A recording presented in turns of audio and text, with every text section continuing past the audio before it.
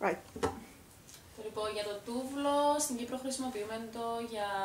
Όταν να πούμε στον άλλον είσαι τούβλο, χρησιμοποιούμε το όταν κάποιος είναι καλός μαθητής στο σχολείο, να πούμε ότι εν τούβλο σαν μαθητής. Και χρησιμοποιούμε το για τα σπίτια όταν να βάλουν τούβλα για να χτίσουν ένα σπίτι. Για το βήξιμο, όταν βήχεις,